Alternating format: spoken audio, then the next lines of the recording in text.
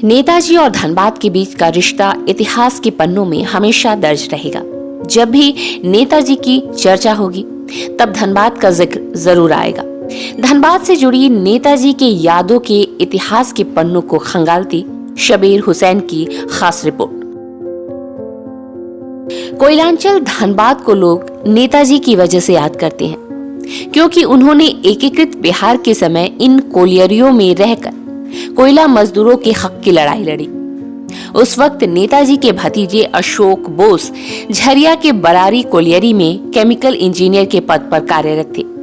नेताजी यहां आकर रुका करते और मजदूरों की लड़ाई को दिशा देते थे। लेकिन जब अंग्रेजों ने नेताजी को नजरबंद कर लिया, उस दौरान वो कोलकाता अपने आवास से जियाउद्दीन नामक पठान LIC एजेंट का वेश धारण कर वर्धमान, आसनसोल, कुल्टी और बराकर होते हुए वंडर कार से 17 जनवरी 1941 की अहले सुबह धनबाद के बरारी कोल प्लांट स्थित अपने भतीजे के आवास पर पहुंचे। यहाँ भी अंग्रेज के डर से नेताजी के भतीजे ने अपने रसोइये के घर में उन्हें शरण दी थी। नेताजी दिन भर यहीं रहे और शाम ढलते ही धनबाद स्थित गोमो के लिए प्रस्थान कर गए।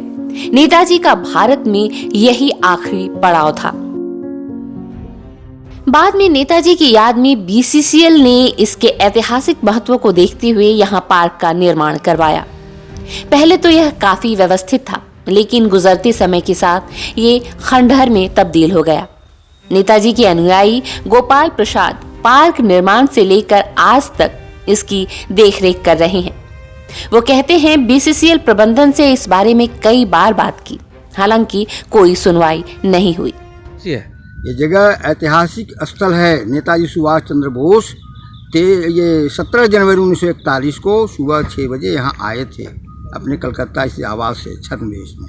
गोमो वो लोग लगभग 9 बजे के आसपास पहुँचे, जैसा कि कहा जाता है, और वहाँ जाकर के ठहरे स्टेशन पर। वहाँ से रात में 12 बजे के बाद पठानकोट एक्सप्रेस उस समय नाम था, बाद में उसका कालिका मेल नाम पड़ा, जो आज भी नाम है। उस एक्सप्रेस से पठानकोट चले गए। कोयलांचल के हर कोने में उनकी यादें बसी हैं। धनबाद का गोमो रेल जंक्शन, जिसे अब लोग नेताजी सुभाष चंद्र बोस गोमोह के नाम से जानते हैं, जिसका नामकरण करने 23 जनवरी 2009 को खुद तत्कालीन रेल मंत्री लालू प्रसाद यहां पहुंचे। इस स्टेशन का नाम नेताजी के नाम पर ही क्यों पड़ा, इसके पीछे भी एक दिलचस्प कहानी है, जो नेताजी की अंतिम यात्रा से जुड़ी है। ये है कि 18 जनवरी 1941 को नेताजी सुभाष चंद्र बोस मेरे घर आए। मेरे दादा के भी बहुत अच्छे मित्र थे, पैठान के भेष में। और फिर वहाँ से एक अमीन दर्जी था, मेरे दादा का किराएदार। अमीन दर्जी उसको मेरे दादा नेताजी के साथ भेजे गोमो स्टेशन। वहाँ टिकट कटा के वो पेशावर के लिए रवाना हो गए। उसके बाद ही वो स्टेशन का नाम नेताजी सुभाष चंद्र बहुत बाद में पड़ा। उसे लालू यादव जी उसका जब रेल मंत्री थे तो वो उसका उद्घाटन किया। तारीख 17 जनवरी 1941, रात का वक्त। नेताजी अपने भतीजे डॉक्टर शिशिर बोस, डॉक्टर अशोक बोस और उनकी पत्नी के साथ गोमो पहुंचे। वो अंग्रेजों से बचकर हटियाटार के आजाद हिंद स्कूल के पीछे घने जंगलों में छिपे थे।